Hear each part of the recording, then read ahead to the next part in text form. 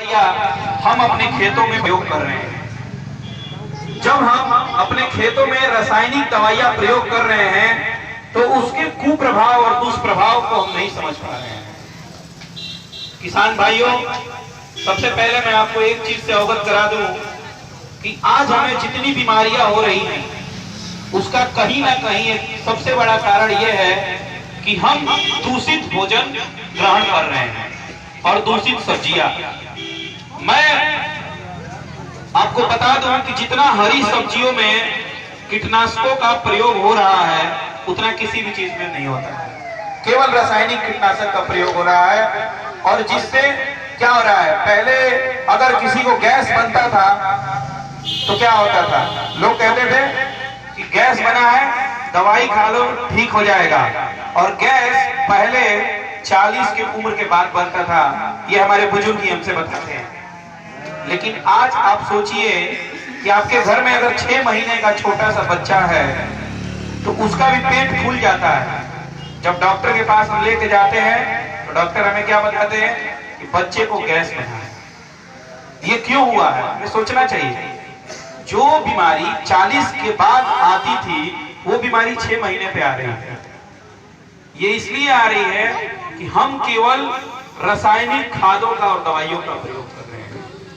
आप एक चीज और है, हम सब्जी कोई लगाए हैं, मान लीजिए मैं किसान हूं और मैंने सब्जी लगाया है, मेरे खेत में भिंडी लगा है, बैगन लगा है, मिर्चा लगा है, गोभी लगा है और उसमें बड़े बड़े कीड़े लगे हैं।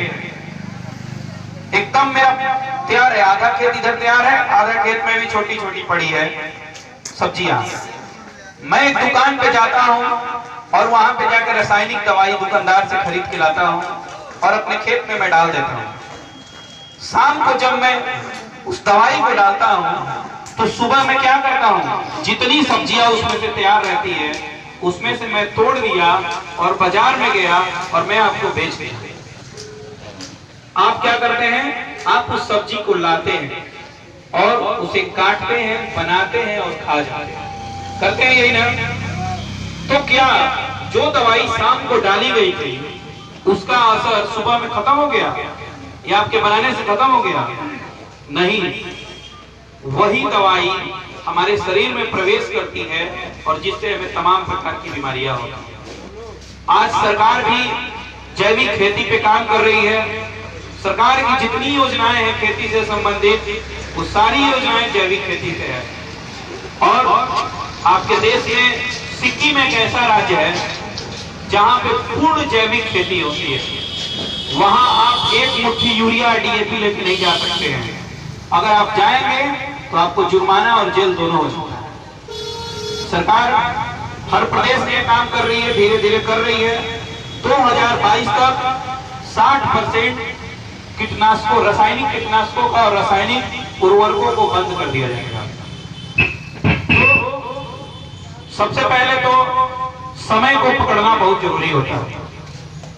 और जब हम ऑर्गेनिक चालू करेंगे, जैविक खेती जब चालू करेंगे तो होता क्या है कि हम अपनी जमीन का एक आदत लगा लिए हैं रासायनिक खादों का और दवाइयों की। तो जो आदत लगाए हैं ये बुरी आदत है। आप समझिएगा इस चीज को, ये बुरी आदत क्यों है?